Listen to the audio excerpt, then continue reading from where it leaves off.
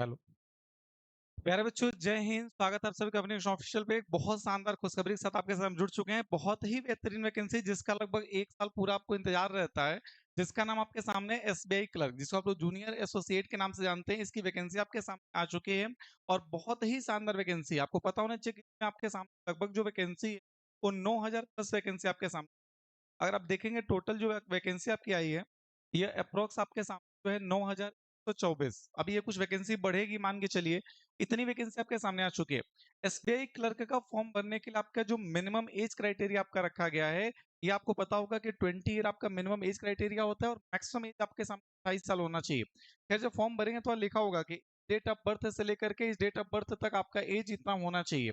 1 अप्रैल 2026 तक आपका जो एज है वो 20 साल होना चाहिए मिनिमम, और मैक्सिमम 28 साल होना चाहिए। तो ये भी ध्यान रखिएगा आपके सामने कि एसबीआई क्लर्क में आपके सामने 20 से 28 साल के बीच के बच्चे पेपर का मतलब पेपर दे सकते हैं। अच्छा, जो आपका फॉर्म है, ये आपको पता होगा कि आपका भी फॉर्म भरा जाना शुरू किया जा चुका है। 11 अगस्त से कल से आपका फॉर्म भरा जा रहा है।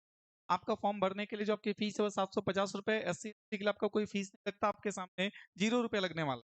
और बात करेंगे अगर आपके सामने एग्जाम डेट, तो इसका एग्जाम सितंबर के लास्ट तक इसका पेपर होगा। जो प्री का पेपर होगा यह सितंबर लास्ट के अंदर होगा। आइए जरा सिलेबस का पैटर्न देख लेते हैं कि आपके एग्जाम का पैटर्न कितना है।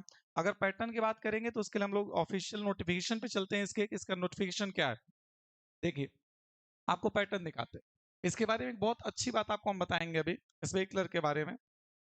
ये देखिए, ये आपका ऑफिशियल नोटिफिकेशन है जिसमें अलग अलग स्टेट की वैकेंसी लिखी हुई है। कुछ बच्चे हमसे कह रहे थे सर ये जो है आपके सामने उत्तर प्रदेश और महाराष्ट्र वगैरह की वैकेंसी में आप देखेंगे यहाँ पे डॉलर का सिंबल क्यों बना हुआ है।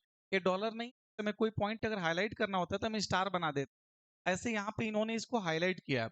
जैसे इन्होंने डॉलर के बारे में एक बात यहाँ बताई है, देखिए लिखा नहीं यहाँ पे आपके कि अगर कोई कैंडिडेट आपके सामने महाराष्ट्र वगैरह से या उत्तर प्रदेश वगैरह से अगर फॉर्म भर रहा है तो अपने ब्रांच का लोकेशन उसमें डाल सकता है कि मतलब हम ब्रांच में जाना चाहते हैं, ऐसे चाहते हैं। उस चीज को इन्होंने हाईलाइट किया है, समझ गए। तो इससे कोई मतलब नहीं है, उस डॉलर को लेकर परेशान मत होइएगा, ठीक।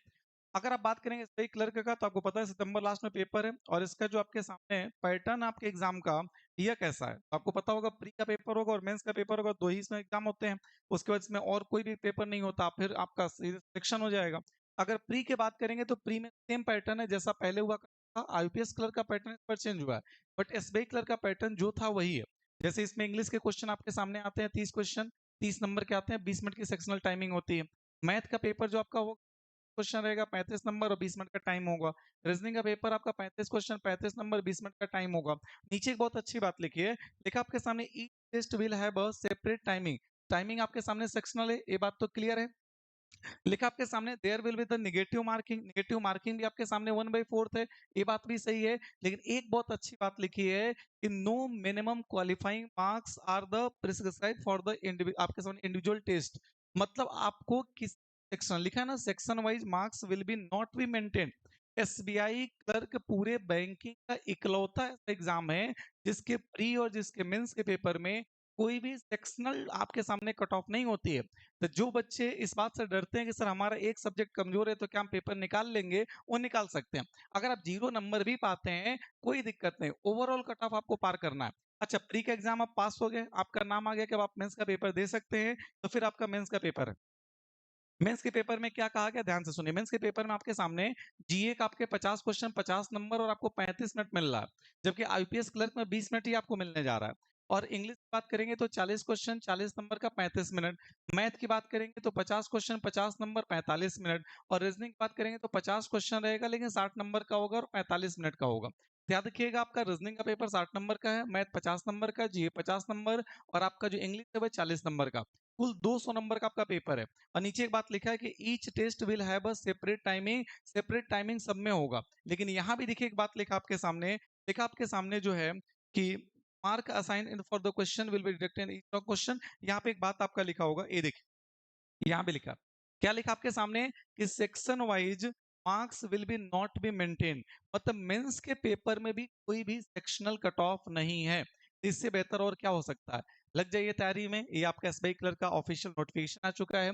9,000 प्लस आपके सामने वैकेंसी है। आपका 11 तारीख से फॉर्म भरा जाना शुरू हो चुका है। अगर आप SC/ST हैं तो आपके फॉर्म भरने के लिए कोई फीस नहीं लगेगा। अगर आप जनरल OBC आप हैं तो आपको 750 रुपए फीस देना होगा।